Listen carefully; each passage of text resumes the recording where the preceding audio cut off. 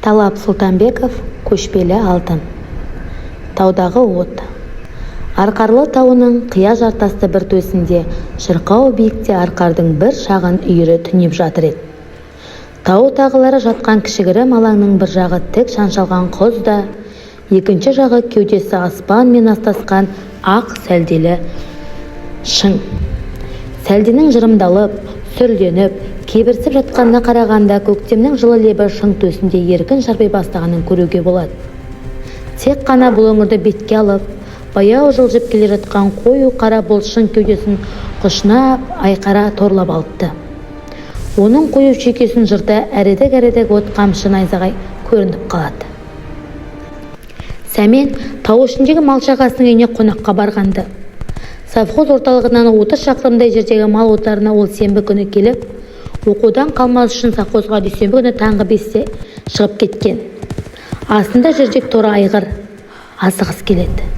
Сәмен Шымбұлақ сайынан жортып өте бергенде кенет астындағы торы ос қырынып жалт берді. Аяғасынан үріккен аттың жалын құшып қалған ол әнсек құламай қалды. Тізгінді күшпен тартып торыны әзер тоқтатып, артына бұрылғанда тұла бойы түршігіп, шошып кетті. Қараса, сайды құлдилай жалт-жұлт етіп бір от келе жатыр екен. Үлкендігі аттың басындай, былқыған қызғылт сары. Жер бетінен 1 метрде ешбір сүйеусіз, ешкімнің көтеруінсіз қалықтап жүріп келеді. Жол жөнекей ұшқын ұшып түсіп жатыр. Бұл не деген керемет? Сәмен аузын ашып аңқиып тұр. Қозғалуға дәрмен жоқ. Торы құлағын қайшылап, жер тартып шегіне берді. Сәменнің ойына бір кезде атасынан ескі аңыз есіне түсті. Көшпелі алтын, бұл көшпелі алтын ғой. Ол ой түкірін қазбалап, есіне аңызды түсіре берді. Бір кедей жігіт болған екен. Ол түнде ұйықтап жатса, үйіне көшпелі алтын кіріпті. Ол жалмажан орнынан тұрып, алтынды қумақ болады. Сөйтсе, алтын аяғын сатыр-сұтыр басып кірген есігінен қайта шығып кетіпті. Жігіт артынан қуа шығады. Алтын жайлап жүріп отырып, үй артына кетеді.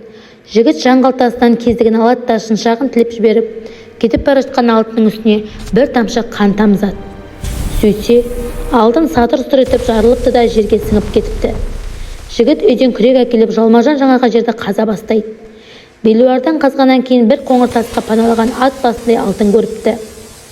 Соншама мол қазынаға кенелген жігіт содан кейін байып кеткен екен, дейді аңыз. Не істеу керек? Аңыздағы сияқты қуайын ба? Әлде қайда барар екен? Бақылайын ба? Осы екі сұрақ Сәменді не әрі, не бері жібермей арпалыстырып тұр. Бірақ ажайып көрініс оны күтпеді. Алтынсайды құлдилап келді де, суға еңкейе құлап тұрған жақпар тасты айнала беріп, ғайып болды. Сәмен көп аялдамады. Алтын қанған жерді белгіледі де, қызыл арайланып келе жатқан таңды бетке алып, ауылына тарта жөнелді. Бір қызығы ол алтын ел аузында аңыз болған Шайтантау жақтан шығып еді. Сәмен алтын көріпті. Шын ба екен? Қай жерде көрген? Бұл рас болуы мүмкін бе? Әлде жай елес пе? Қорыққанға қос көрінеді. Сәмен өтірік айтып тұр. Көшпелі алтын көрінген екен. Ежелгі аңыз рас болғаны ма? Ондайды мыңнан бір адам ғана көреді. Бақыт қонған бала ғой. Ол шайтанның оты. Сәмен аман қалғанына шүкір. Алтын жердің астымен көшеді. Жер бетінде тек сәулесі ғана көрінеді. Сәуле жоғалған сәтте қазу керек. Дәл солай. Уақытты дәл табу керек. Алтын көшеді деме, бұл мүмкін емес қой.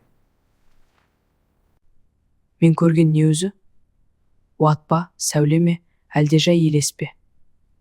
Мен бұл жұмбақты өзім шешемін.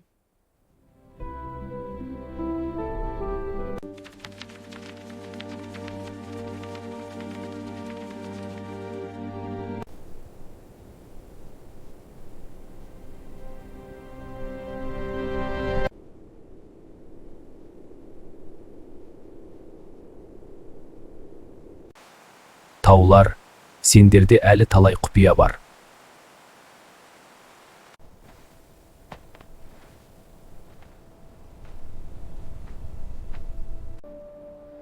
Бару керек, қазір бару керек.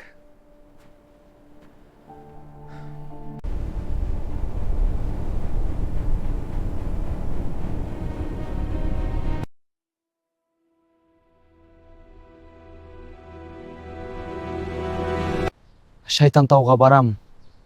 Мені де ала кет.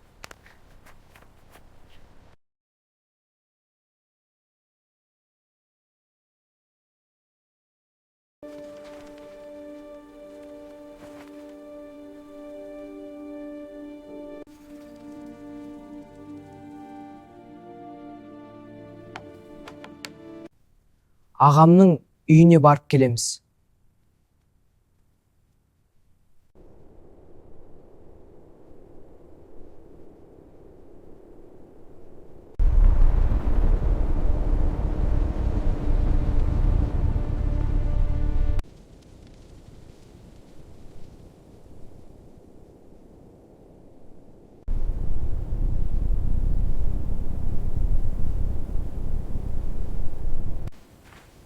Біз шындықты табамыз.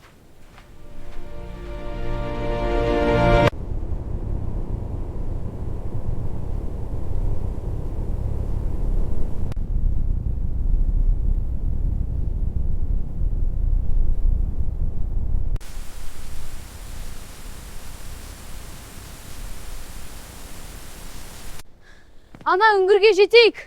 Иә, тезірек. Мынау не өзі?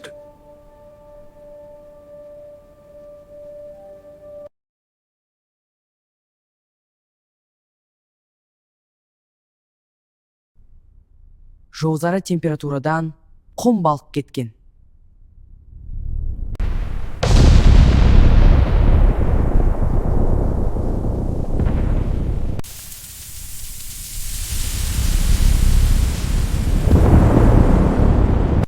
Көрдің бе? Найзағайдың температурасы өте жоғары.